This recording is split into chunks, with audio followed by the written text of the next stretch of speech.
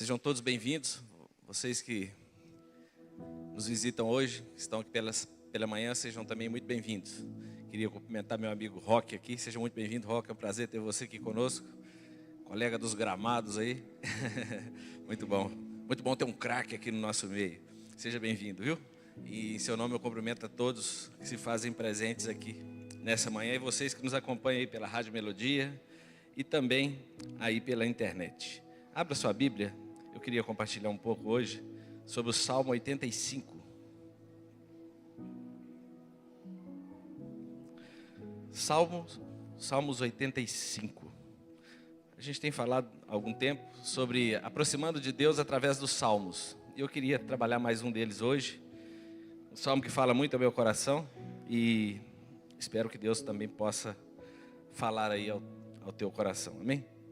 Salmo 85, no versículo 1, diz assim: Favoreceste a tua terra, Senhor, restauraste a prosperidade de Jacó, perdoaste a iniquidade de teu povo, encobriste todos os seus pecados.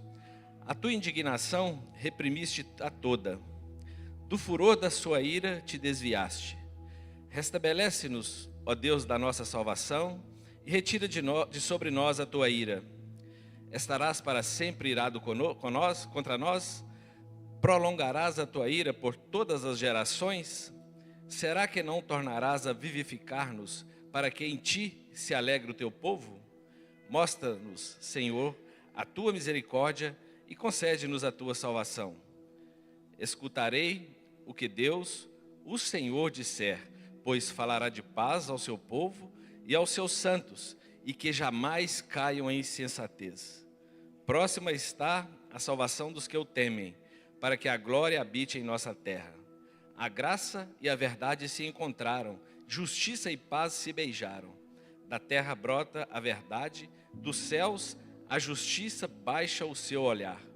Também o Senhor dará o que é bom, e a nossa terra produzirá o seu fruto. A justiça irá diante do Senhor, cujas pegadas Ele transforma em caminhos. Senhor, nosso Deus e Pai, em nome de Jesus, muito obrigado, ó Deus, por esta manhã. Sabemos que estamos, ó Deus, no melhor lugar que poderíamos nos encontrar, ó Deus, nessa manhã. Aqui na Tua presença, junto aos nossos irmãos, junto à Tua igreja preciosa, oferecendo louvores ao Senhor, ó Deus, clamando pela volta do Senhor Jesus. E também, ó Deus, nós Te louvamos pela Tua palavra que é viva, poderosa, eficaz, ó Deus, mais poderosa do que uma espada de dois gumes, ó Deus, em nome de Jesus. Que ela seja mesmo como uma semente preciosa lançada aos nossos corações e que possam germinar e frutificar para toda a eternidade. Em nome de Jesus, amém. Pode se assentar, fica à vontade. Meditava um pouco nesse salmo e dei até o título para essa mensagem, Seguindo as Pegadas da Justiça de Deus. Eu gosto muito dessa questão de pegadas, de caminho, de onde andamos, quem nós seguimos, quem nos guiam, né? E é provável que esse salmo tenha sido escrito depois do cativeiro dos hebreus ali em Babilônia. Provavelmente escrito quando eles retornam agora para Israel, ali para Jerusalém. Não se sabe se logo no início, na primeira turma que já voltaram ali com Zorobabel, ou depois vieram Esdras, Neemias, e não se sabe a época exata, mas nós sabemos que aqui eles declaram que agora, retornando do cativeiro, depois de 70 anos cativos na Babilônia, aqui eles então, esse salmo é escrito, e nós sabemos que os salmos sempre foram escritos para que fossem cantados, para que fossem entoados no templo, para que eles nunca esquecessem de como Deus, apesar de estarem durante todo esse tempo no cativeiro, Deus era com eles e os planos de Deus, os propósitos de Deus não podem ser frustrados. E esse salmo nos mostra muito, né, essa questão de como eles criam e como nós podemos extrair muitas verdades aqui. Eu fiquei pensando que quando pisaram de novo em Israel, depois de 70 anos, talvez um filme passou na cabeça deles. Nossos pais moraram aqui, nossos avós, a maioria deles nasceram em Babilônia. Portanto, eles estavam lá há 70 anos. Talvez alguns anciãos voltaram, mas a grande maioria deles agora coloca os seus pés ali no solo, onde se entendia uma terra santa, onde seus antepassados ganharam o direito de viver, onde os seus antepassados receberam das mãos do Senhor, conduzido pelo Senhor, essa terra que de alguma forma os seus antepassados menosprezaram, encontraram uma zona de conforto, foram tão próximos que se esqueceram do Senhor, abandonaram a Deus, esqueceram do Senhor, idolatraram outros deuses. Essa era a terra da promessa que Deus havia dado para Abraão. Deus havia prometido a Abraão. Ainda depois passaram pelo 40 anos ali no deserto, no êxodo. Talvez tudo isso veio na mente deles. E eu fiquei pensando, como esquecer de Josué? Provavelmente não esqueceram. Fiquei pensando, quando chegaram ali, Adriana de volta, pisaram ali, de novo na terra, que seus pais sempre falaram. Esses meninos provavelmente nunca tinham voltado ali. E agora eles chegam e começam a observar. Jerusalém estava em ruínas. Mas eles começam a observar aquela terra e lembrar do que seus pais haviam dito, como chegaram ali. Josué capítulo 5, no versículo 15, nem precisa de projetar. Nós sabemos que quando eles chegam o dia de entrar nessa terra, tomar posse dessa terra prometida, na primeira batalha que vão enfrentar ali, diante das muralhas de Jericó, Josué, muito confiante nas promessas do Senhor, na direção do Senhor, prepara o seu exército. Eles não tinham carro de guerra, o povo eram nômades ali no deserto, eles não tinham os instrumentos, as armas que o exército ali de Jericó tinha, eles não tinham muralhas, mas eles avançaram, segundo a palavra do Senhor havia dito. E corajosamente, eles avançam sobre Jericó, rumo a Jericó, e entrando, caminhando rumo a Jericó, a Bíblia diz que Josué vê um soldado com uma espada desembainhada. E ele pergunta, é dos nossos ou contra nós? E a resposta vem, eu sou o príncipe do exército do Senhor. Ele vai dizer assim para Josué, ele respondeu assim, eu sou o príncipe do exército do Senhor. E ele disse assim para Josué, tire as sandálias dos seus pés, porque o lugar que você está é santo. E assim Josué fez. Onde Josué colocou os pés agora, a caminhada dali em diante, aquilo que parecia impossível e que era impossível para eles, aquela muralha gigante, acredita-se que talvez metade da largura dessa igreja era a largura daquela muralha que cercava aquela cidade. Impossível. E nós olhamos para esse texto e entendemos que aqui nós encontramos uma teofania. Teofania é quando nós observamos Jesus se manifestando, Deus se manifestando através de Jesus no Antigo Testamento. Daqui em diante agora, eles seguiriam as pegadas de Jesus para conquistar aquela terra santa. O príncipe do exército celestial, o príncipe do exército do Senhor. E este respondeu para que ele tirasse mesmo as sandálias dos seus pés. Aquela terra não era apenas posse de Deus Todo-Poderoso, mas agora a terra que ele estava entregando ali para todos aqueles, para os hebreus, ou seja, para o seu povo. É interessante que logo no versículo 1, que nós vamos ler, favoreceste a tua terra, Senhor, restauraste a prosperidade de Jacó. Nós olhamos, para esse texto, olhamos que aqui eles olham para o passado com os pés firmados no presente. Eu não sei como é que é a sua história, como é que você sempre enxerga tudo aquilo que Deus já fez na sua vida, mas aqui eles viviam no presente, nos dias atuais que foram escritos esses textos, mas eles olhavam para trás com os pés firmes no presente, porque a vida cristã vitoriosa é uma série de recomeços, amém? A vida cristã vitoriosa, ela é uma série de recomeço e perseverança. Você quer ver um crente verdadeiro? É um crente perseverante, aquele que vai dia após dia seguindo as pegadas ali de Jesus. É pecado desobedecer a Deus e cair, sim ou não? Sim ou não? É pecado desobedecer a Deus e cair, mas também é pecado permanecer caído. E eles estavam alegres com o que Deus estava fazendo de novo. Deus estava transformando agora a realidade daquele povo. O versículo 1 diz assim: favoreceste a tua terra, Senhor, restauraste a prosperidade de Jacó. Eles sabiam muito bem porque tinham sido levados cativos para a Babilônia. Isso não era nenhum problema para eles.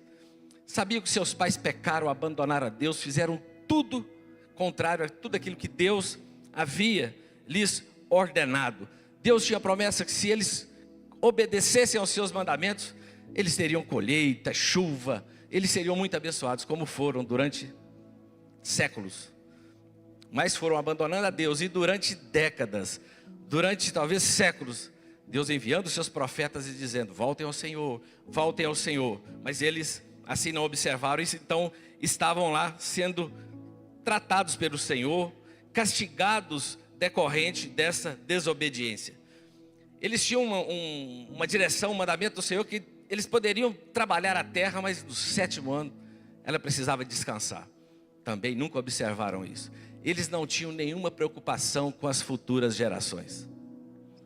Olhavam para a situação daqueles dias e exploravam do máximo que pudessem para tirar proveito, sem se preocupar com as gerações futuras. É interessante que Levítico 26 vai dizer que durante todos os dias da assolação, a terra descansará. Lá em Levítico está dizendo assim: se vocês desobedecerem a mim, Deus pede para que dissesse a eles, escrevesse a eles: durante o tempo que vocês estiverem fora da terra, vai ser o tempo que ela vai estar descansando, porque não descansou no sábado de vocês, quando vocês moravam nela. Eles sabiam, por isso eles voltam e olham para a terra. Eles percebem que aquela terra agora estava fértil. Eles olham para o chão e eles conseguem perceber que aquele solo agora estava fértil. 70 anos Deus parou aquele solo. Deus se preocupa muito com a nossa futura geração, amém? Com nossos filhos, com seus filhos, com seus netos. Deus se preocupa. Deus, tudo que faz, tudo que fazemos, da forma que agimos, impacta direto na vida daqueles que nós mais amamos. E eles não olharam isso. Em 1 Coríntios 10, 26 vai dizer que do Senhor é a terra e tudo que nela existe. Temos que ter muito zelo com aquilo que o Senhor coloca em nossas mãos. Muitas vezes nós dissemos: eu tenho isso, eu tenho aquilo. Você não tem nada. Você é um depositário, você está cuidando, você está tendo o privilégio de usufruir. Mas isso não é seu, tudo pertence ao Senhor. Daqui uns dias o que é seu vai passar para outro e assim por diante. Em Levítico 26, o versículo 2, ele vai dizer assim: perdoaste a iniquidade do teu povo, encobriste todos os seus pecados. Para que Deus possa perdoar pecados, precisa de haver arrependimento e reconhecimento desses pecados. A Bíblia diz, o Senhor também disse lá em Levítico para eles: se eles confessassem a sua iniquidade e a iniquidade dos seus pais, na infidelidade que cometeram, Ele ia se lembrar da aliança deles e ia perdoar os pecados dele. O Senhor já havia dito. E eles agora, na terra que o Senhor os trouxe de volta, eles entendendo que o Senhor havia perdoado, diante do arrependimento deles, e no versículo 3 eles escrevem assim: a tua indignação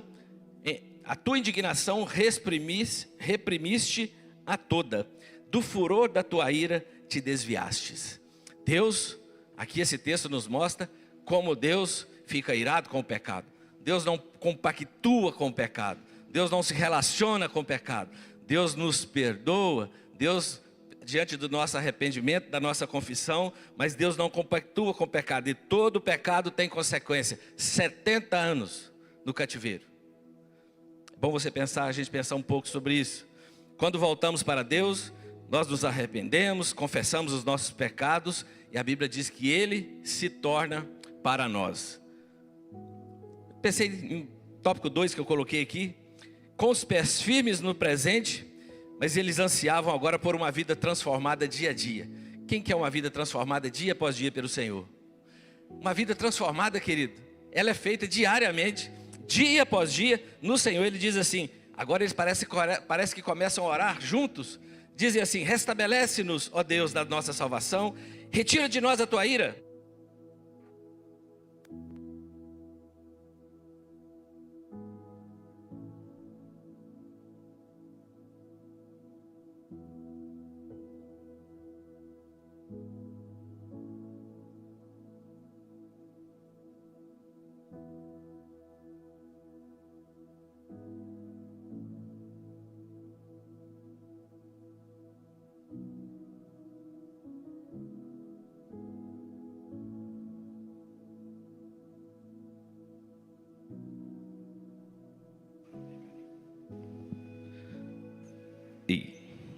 Vamos com esse aqui até que volte com o outro ali.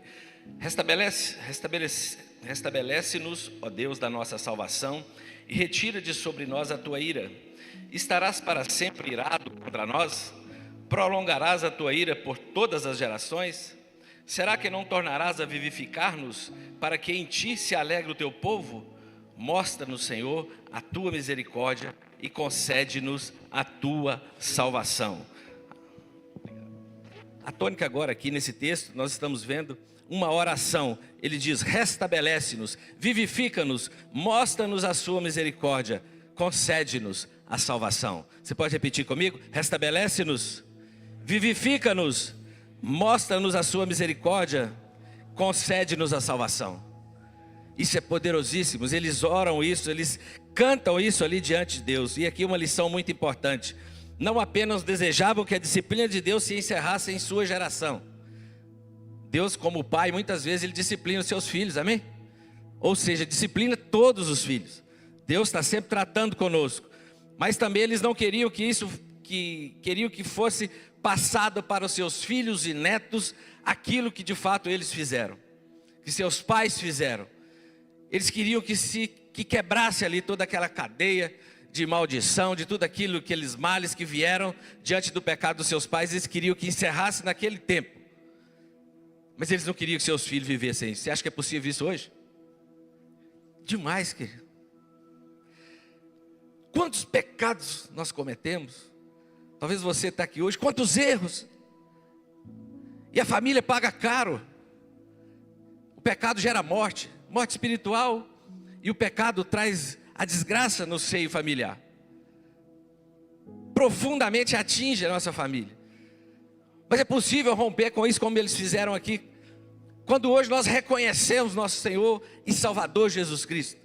Quando nós nos convidamos e nos dispomos a seguir o príncipe do exército celestial, com a espada desembainhada. Aquele que vai estar lutando agora. As grandes pelejas que teremos na nossa caminhada agora, nós estaremos seguindo as pegadas dele, no encalço dele. Porque não sei se você sabe, muitas lutas que nós passamos, nós não temos nenhuma condição de vencê-las sem o Senhor Jesus. Nós não podemos fazer nada sem Ele. O texto 6 diz assim: será que não tornarás a vivificar-nos, para que em ti se alegre o teu povo? Será que não dá para o Senhor fazer que nós fiquemos vivos de novo? Quem está sem Cristo, as Escrituras dizem que está morto espiritualmente. E é só possível fazer com que esse Espírito vivifique através do Espírito Santo de Deus. Não tem outra fórmula, não tem outro jeito. Aqui eles estão dizendo, orando ao Senhor: vivifica-nos.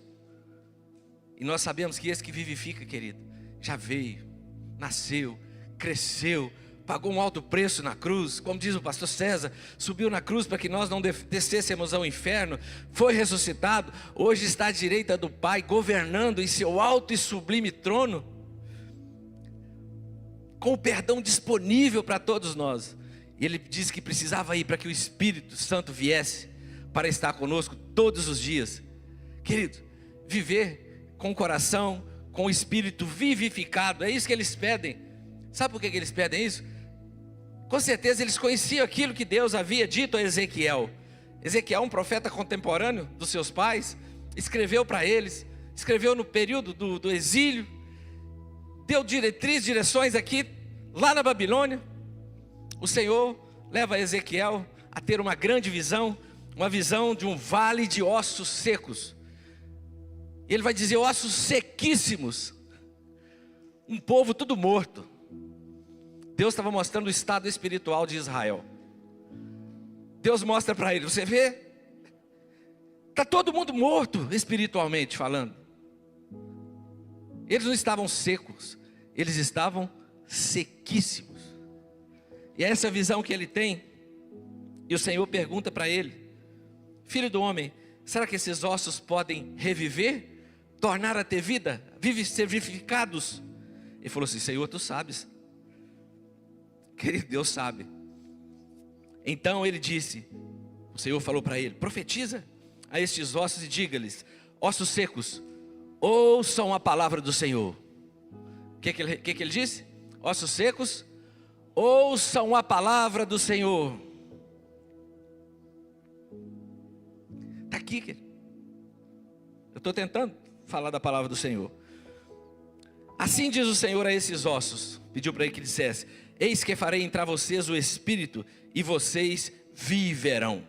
Enquanto a Bíblia diz que enquanto ele profetizava, ele começou a ver um ruído de barulhos. Imagina um vale de ossos secos, pedaço de corpo para todo lado, mão para lá, pé para cá, tudo misturado. E a Bíblia diz, e ele nessa visão, ele vê que esses ossos começam a fazer um barulho, e os ossos batiam uns contra os outros, começaram a se ajuntar, um quebra-cabeça se montando. Ele olha, e eis que começou a aparecer tendões, cresceram as carnes e cobriram de pele, e se tornaram de novo pessoas mortas espiritualmente ainda. Ele vai dizer: mas não havia neles o Espírito. Então ele disse: profetiza ao Espírito. O Senhor fala com ele: profetize, filho do homem, diga assim: assim diz o Senhor Deus, venha dos quatro cantos o Espírito, sopre sobre estes mortos para que vivam. Ele diz assim: eu profetizei, e o Espírito entrou neles, eles viveram e se puseram em pé, formaram um exército, um enorme exército. Então ele disse: filho do homem, esses ossos são toda a casa de Israel. Porém em vocês o meu Espírito, e vocês viverão. Eu os estabelecerei na sua própria terra, e vocês saberão que eu sou o Senhor. Eu falei e eu cumprirei, diz o Senhor. Eles sabiam que eles estavam ali, não é porque eles mereciam coisa nenhuma, é porque Deus tinha um compromisso com ele mesmo, querido. E esse compromisso continua de pé, querido. Jesus falou assim: eu preciso ir para que ele venha, para que o Espírito Santo, esse que veio dos quatro cantos, para que ele venha sobre a tua igreja. E aqui uma lição muito importante: uma vida nova não é algo que podemos criar com a nossa própria força, por nossa própria conta. Somente o Espírito Santo de Deus pode concedê-la. E o primeiro passo é arrepender e confessar os pecados. Esse é o primeiro passo para seguir as pegadas de Jesus. Quando nós fazemos isso, nós nos colocamos nas pegadas de Jesus. Era tempo agora, depois de tudo isso, de olhar para o futuro e escutar a mensagem de Deus. Você está aqui hoje, querido? Você consegue vislumbrar seu futuro? Onde você estará daqui 5 anos? 10? 20? 30? Onde seus filhos estarão daqui 10? 5, 10, 15, 20, 30 anos? Você não sabe, eu também não sei. Mas era tempo de olhar para o futuro e escutar a mensagem de Deus. Versículo 8 diz assim, do Salmo 85: escutarei o que o Senhor Deus, o Senhor disser, pois falará de paz ao seu povo e aos seus santos, e que jamais caiam em insensatez. Ele diz assim: eu vou escutar o que Deus vai falar. Nós precisamos escutar, porque Ele vai falar de paz. Tudo que Deus tem para a nossa vida aqui é paz. Essa é tudo que qualquer ser humano precisa, é de paz. Eles estão dizendo assim: pois falará de paz ao seu povo e aos seus santos, que jamais caiam em insensatez. Ele vai falar de paz, e vai falar com eles: não retrocedam, não adorem outros deuses, não desanimem, não sejam insensatos, caindo em tentações. Versículo 9, ele diz assim: próximo está a salvação dos que o temem, para que a glória habite em nossa terra. Eles oram juntos e declaram que vão parar para escutar. Muitas vezes eu te pergunto assim: você ouviu ali o barulho de um carro que passou ali? Você fala: ouvi um som. Mas o texto aqui não está dizendo simplesmente de um desses nossos sentidos, de ouvir, de entender, de perceber sons. Na verdade ele está falando de ouvir escutando, que é diferente.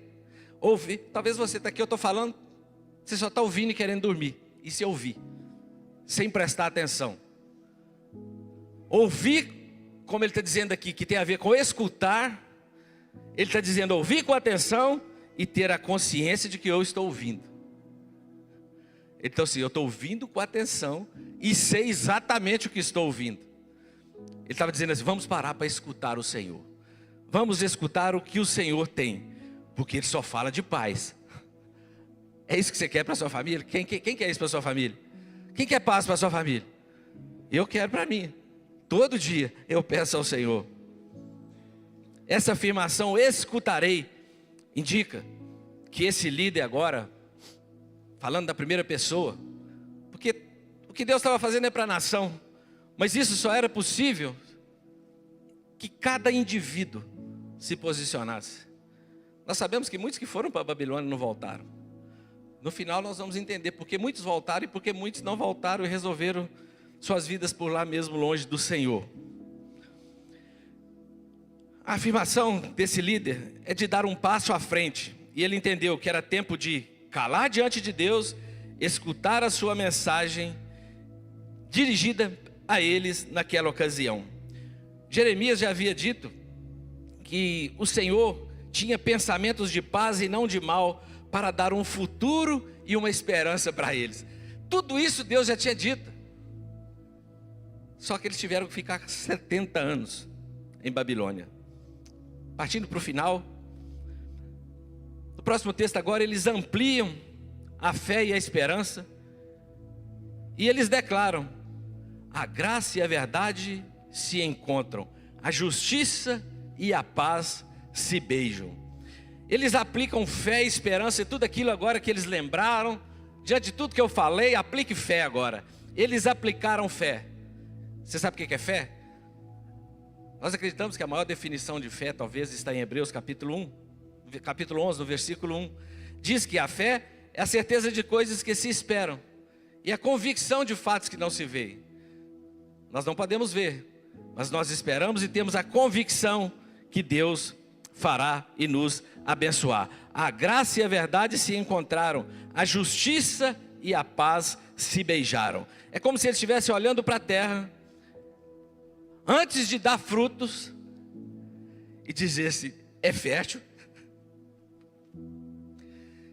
A Bíblia diz que Jerusalém estava toda destruída, e se esse cara escreveu isso em Jerusalém, logo na sua chegada a cidade estava em ruínas. Mas ele aplica a fé. Ele olha para o solo, porque ele estava tudo destruído. Ele olha para o solo e diz, a graça. A graça é coisa que Deus dá, é aquilo que Deus dá que nós não merecemos. Eles já sabiam, estamos aqui, não merecíamos permanecer lá na Babilônia. Mas Deus tem compromisso com Ele mesmo, por isso estamos aqui. Isso é graça. E a verdade se encontram. Eu fico pensando, o Senhor nos trouxe aqui hoje, diante da sua graça maravilhosa. Ele pode nos perdoar de todos os nossos pecados hoje.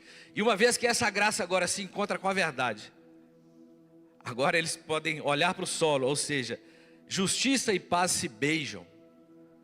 Justiça e paz. Justiça, nós sabemos que só podemos experimentar de uma justiça plena se estivermos na justiça de Deus. Jesus é a própria justiça do Senhor. Da terra brota a verdade, dos céus a justiça baixa o seu olhar. Eu fiquei pensando, da terra brota a verdade.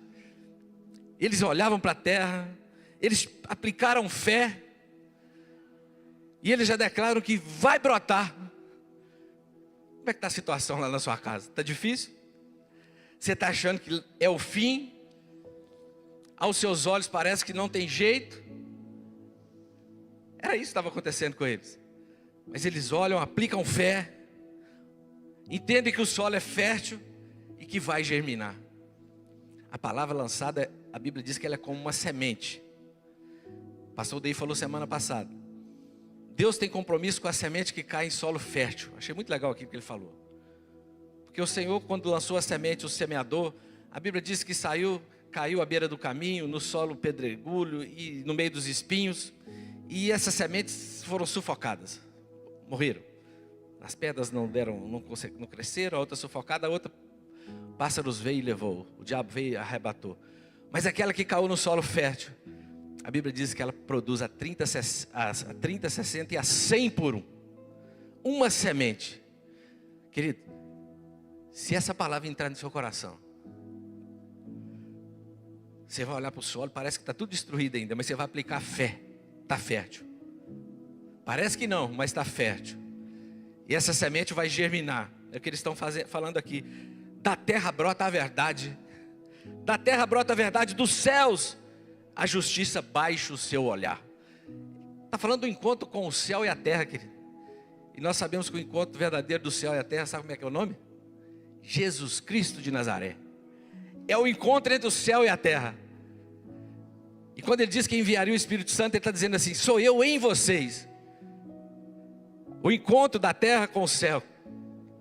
Nós não somos dessa pátria. E o texto diz assim: também o Senhor dará o que é bom, e a nossa terra produzirá o seu fruto.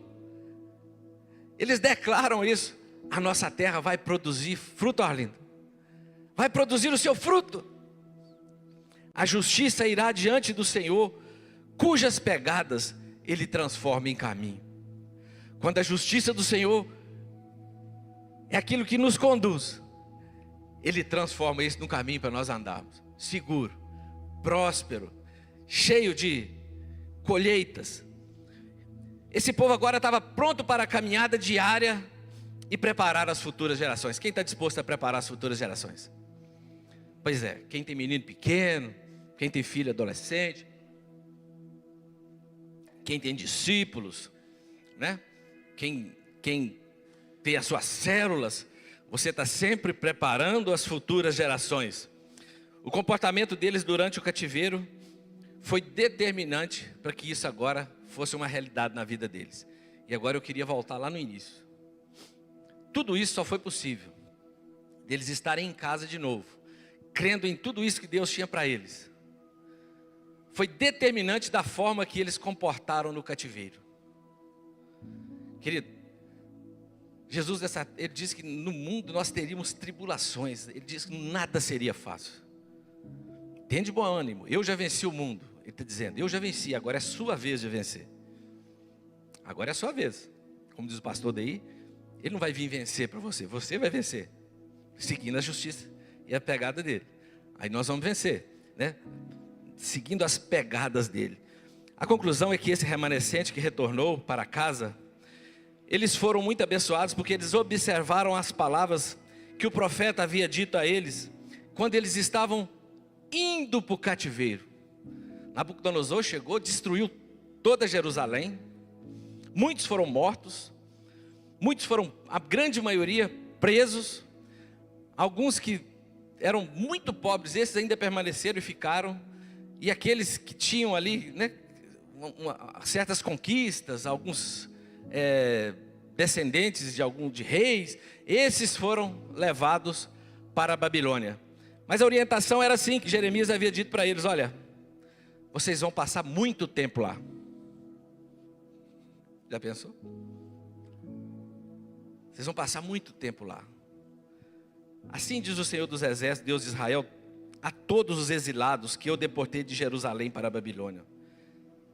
Deus manda falar para eles que estavam lá na Babilônia, talvez achando que ia passar por ali um tempo, e Deus novamente ia lá buscá-los e trazê-los imediatamente, como Deus fez durante toda a caminhada deles. Só que agora não, querido. Agora Deus precisava tratar com eles. Deus falou para eles assim: construam suas casas e morem nelas, lá na Babilônia. Plantem, comam do seu fruto. Casem, tenham filhos e filhas.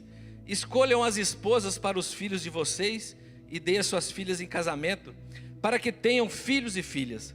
Aumentem em número e não diminuam na Babilônia. Ele falou assim: se contentem agora com a Babilônia. Deus nunca os abandonou, mas era necessário, que a terra precisava descansar. Eles precisavam ser tratados. Aquela geração precisava de acertar com o Senhor muitas coisas. E o texto vai dizer assim, versículo 7: procurem a paz da cidade para onde eu os deportei, e orem por ela ao Senhor, porque na sua paz vocês terão paz. Ele está dizendo assim: se estabeleçam lá, orem por ela, orem pelos seus inimigos. Ele está dizendo lá, porque na paz deles vocês terão paz.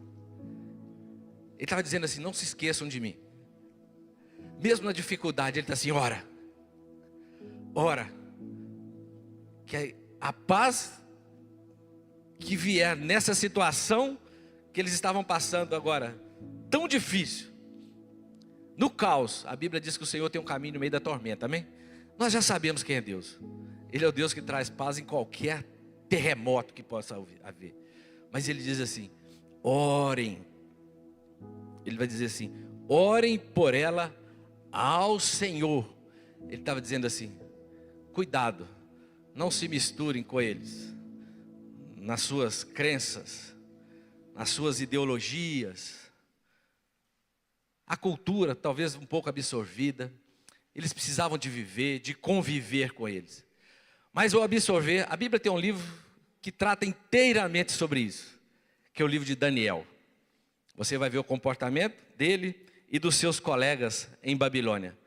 Você vai perceber que eles trabalharam no palácio, se deram muito bem lá durante toda a sua caminhada, mas não se contaminaram com os deuses deles, com os alimentos deles. Eles se preservaram no Senhor. Isso, tudo que eles fizeram em Babilônia, contribuiu para o bem de Babilônia, ou seja, todas as bênçãos que vieram sobre eles, também refletiu sobre o povo hebreu. Então o livro de Daniel nos mostra esse comportamento que Daniel cria, né, com todos os seus, e finalizando, Daniel foi levado ainda jovem, cativo para a Babilônia. Ele foi um desses meninos que foram levados para a Babilônia. E por lá ficou 70 e morreu por lá. Ele não voltou. Mas ele se tornou muito importante, influente, muito poderoso. Trabalhou com Nabucodonosor, com o rei da Babilônia. Teve um alto cargo, porque o rei percebia que a sabedoria que vinha deles era algo sobrenatural, que vinha do Senhor. Eles eram diferenciados. Sabe qual era o hábito deles? Oração 3 vezes ao dia, todo dia. Buscava em Deus, aplicava na vida deles e daquela nação. E ali ele foi conquistando. Só que eles imaginavam que Deus resolveria essa situação, talvez ainda no tempo deles. E a Bíblia diz que um dia Nabucodonosor tem um sonho e vai ver uma estátua. De uma grande estátua, cabeça de ouro, né? Os troncos aqui assim de prata, os braços aqui, o tronco, né? O peito aqui, o tronco aqui de bronze, as pernas de ferro, cintura e pernas de ferro e os pés ferro com barro. E o Senhor revela para ele falando assim, olha, o rei Nabucodonosor, o império babilônico, ele vai passar. Vai vir outro muito mais poderoso que ele, como veio os Medo-Persas. Daniel ainda viveu um pouco esse tempo com eles, mas também Deus mostrou para ele que depois viria ainda outro mais forte. E ele veio, Alexandre o Grande, o império grego, que difundiu o grego por todo mundo. Mas depois viria o império romano, e foi aí que o libertador nasceu. Foi nesse tempo que o nosso Senhor e Salvador, o céu se encontrou com a terra. E tudo aquilo que eles pensavam que ia acontecer lá em Babilônia, aconteceu agora. Há 2000 anos atrás. A cabeça ali daquela grande estátua era o Império Romano, os dois braços, né, o Império Medo-Persa, o tronco aqui, essa região toda, era a força de Alexandre o Grande, grande dominador. As pernas, as duas pernas, era o Império Romano, dividido ali, né, Oriente, Ocidente. E os pés, os dedos de barro. E a Bíblia diz que uma pedra ia se deslocar, ia abalar aquele rei. E ela veio, querido, Jesus nasceu, mas ele não veio para destruir Roma, ele veio para salvar o povo, querido. Ele veio, ele abalou as estruturas, e ele veio para salvar, ele veio para nos convidar, para nos trazer de novo para uma caminhada, para que tivéssemos mesmo uma aliança eterna com o Senhor. Mateus, finalizando 5, 44, 45, diz assim: eu porém lhes digo, Jesus falando, querido, Jesus diz assim, lembra do conselho do povo que estava em Babilônia? Só voltando um pouquinho, para que eles orassem lá por Babilônia, para que eles aprendessem a viver no meio deles, para que eles buscassem a paz deles, porque a paz deles seria a paz do povo de Deus. Hoje que vivemos ainda um ambiente, biblicamente talvez podemos entender, apesar da vinda de Jesus, apesar de hoje termos o Espírito Santo, amém? Está conosco todos os dias, nos conduzindo em justiça, nas pegadas de Jesus, todos os dias. Mas nós ainda estamos numa terra estranha. A Bíblia diz que somos peregrinos nessa terra. Muitos que foram para a Babilônia se aderiram aos deuses deles e resolveram sair para a galera e viver lá como eles viviam. Abandonaram a Deus. Muitos foram para a Babilônia e pegaram espadas e acharam que podiam encará-los. Morreram. Agora aqueles que observaram o que Deus havia dito, busquem a paz com eles, orem por eles. É o que Jesus está falando aqui. Nós vivemos num mundo hoje tão conturbado, tão difícil, tão idólatra, cada um preocupado com o seu umbigo, e nós não nos atentamos para o Senhor. Ore por eles. Querido, quando eu vejo as nossas células abertas em cada canto dessa cidade, eu choro, eu fico arrepiado. Isso representa o povo de Deus avançando, querendo a paz da cidade em que moram, porque onde Jesus chega, reina a paz. Eles olham e percebem que Deus já havia dito para Josué: descalce os seus pés, porque onde você está pisando é terra santa. Jesus é frequente na sua casa? Eu lembro da época da pandemia, para entrar dentro de casa a gente tirava o sapato, não era assim? Para não levar as bactérias para dentro de casa, para não contaminar nossos filhos, nossas esposas. Tirávamos, nós nos limpávamos todo, para não poder contaminar ninguém dentro da nossa casa. É isso que o texto está dizendo. Não leve nenhuma contaminação do mundo para a sua casa. Não deixe que nada venha te contaminar. Mente, corpo e alma, espírito. Não deixe que nada te contamine, e que você leve isso para dentro da sua casa. Ele está dizendo para o povo da Babilônia: olha, vocês vão viver entre eles, mas lá não é sua terra. Eu continuo sendo o Deus de vocês, podem orar. Ele está dizendo: no mundo aí nós passamos por muitas tribulações, mas nós vamos vencer em Cristo Jesus, amém? Dia após dia, querido, é Jesus na nossa casa. O dia que você entender que Jesus na sua casa, você precisa entender que você precisa descalçar suas sandálias, porque ali é uma terra santa. Muda toda a história.